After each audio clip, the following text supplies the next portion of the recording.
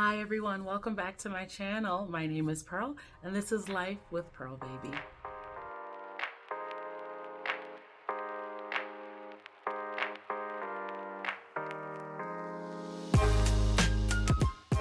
As you can see from the title of my video, this is entitled Breaking Up with Toxic Body Positivity and Bad Eating Habits. Real quick, I do want to say if you are struggling with body dysmorphia or any kind of eating disorder, this may or may not be the video for you. However, if you're in a healthy place and you are looking and you're searching for just some thoughts on an encouragement to better your body, watch this video. This year, and really from here on out, I have decided to take much better care of myself. So that means better eating habits, working out more, moving around, and also my mental health as well. All those things factor into being healthy. I know some of you are already asking the question, what is toxic body positivity? And what is toxic about body positivity? Well, for me, toxic body positivity is simply looking at where you're at and settling. For instance, I am extremely overweight, and you'll hear me say this until we get down to where we're supposed to be. Why am I saying this? Because it's a fact. I've gone to doctors. I have also done comparisons to where I used to be, and I have gained over 50 pounds. Now, with that being said, throughout the years, I have become complacent and have had this high value or high, what's the word? Have had a high self-image about myself, meaning that there was very little that anyone could say to me, or even the way I looked in pictures, I wasn't really too bothered about it because I felt beautiful. And one of the common mistakes in body positivity is that we feel that when we are a certain size, and people are attacking that size, then it's negativity, it's body shaming, or it's wrong. But the fact is, if you're physically unhealthy and you look like it, that's what you are. No one's calling you ugly. Everyone who has a little bit of extra pounds on them is not unhealthy. And everyone who's super skinny is not healthy. Being extremely overweight is unhealthy. Being extremely underweight is unhealthy. It's really about knowing your body size and what needs to go inside of your body as well. And also how much exercise or movement you are getting throughout your day. Now, by no means is this a medical vlog. This is not what this is. This is me sharing my story and the journey that I'm going to go on to better my health. For me, weight gain means being pre-diabetic, having ankle problems, back problems, all kinds of aches and pains because my body is not used to holding this much weight.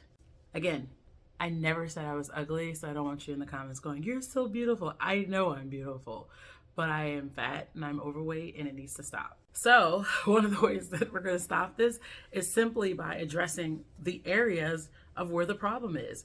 And for me, one of the biggest problems is overeating. I love food. Sometimes it's not even what I eat, but how much I eat.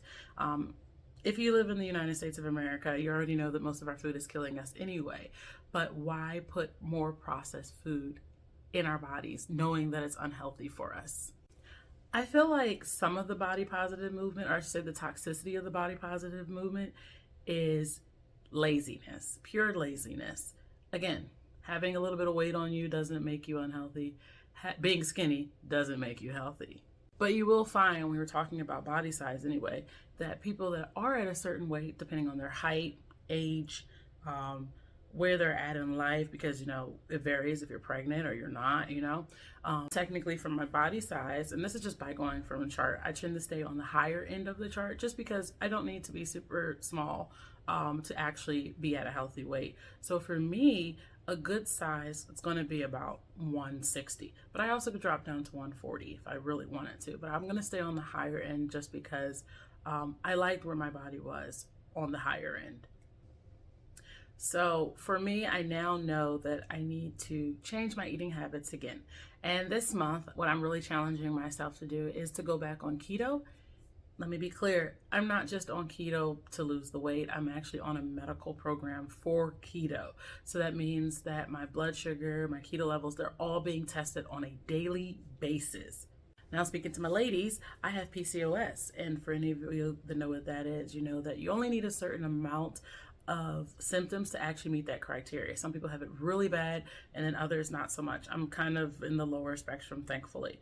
But one thing I've noticed that on keto is that I'm regulated, like my cycle is regulated, my skin doesn't break out, and I lose the fat and weight ultimately. In addition to changing my eating habits, or I should say, along with going on keto, I will also be limiting my fast food intake. I love food. I love trying different foods, but always eating out is not the best solution. I know how to cook. I'm just lazy sometimes. There's a saying that the body is not made in the gym, it's made in the kitchen. And that is 100% true. Some people will work out and not really change their eating habits, and they'll look fine. But I also want to look great on the inside too. I want to have a healthy body. I want to make sure whatever I'm putting in my temple is good for me. Alcohol is not good for your body, but I love the way it tastes, just like food. So all of that is an issue, and I have to limit it and or stop it. I hope that in 2024 and from here on out, whenever you're watching this video, that you're making a decision to actually take care of your body, actually watching what goes into it. Yes, love who you are, love where you're at, but at the same time, know that you can be better. And sometimes, again, it's just pure laziness. And especially when your doctors get involved and are just like, yeah, you're pre-diabetic, you have high cholesterol, you have high blood this, high blood that, like, I think you really should consider changing your eating habits, upping your activity level, and making yourself better and breaking your unhealthy eating habits and your toxic relationship with toxic body positivity culture, just like I'm doing. And I'll go more into it. It's just like the brief intro, because weight loss is actually a part of one of my goals for this year. So we're going to lose between 50 to 70 pounds this year. We'll see where we're at as we're going. For me personally, I also will be building muscle just because I am getting back into the world of fitness. So there are things that come along with that that are more so for a goal that I have in mind as well. But again, I hope that you found this video helpful, and I hope that you'll join me on this journey. And I'll go into more detail in other videos about how I'm really doing this, and I'll break it down. I will say, check with your doctor, make sure you're in a place where you can change your eating habits. However, be very wary of doctors that are pushing medicine and pills before they're telling you to change your poor eating habits, especially for things like diabetes, high blood pressure, things of that sort. If you change your eating habits and you start to change your activity level, you will see great significance in your health. This is not just a myth, that's a fact. So take better care of yourselves this year in 2024, and I'll see you in the next video. Remember to like and subscribe.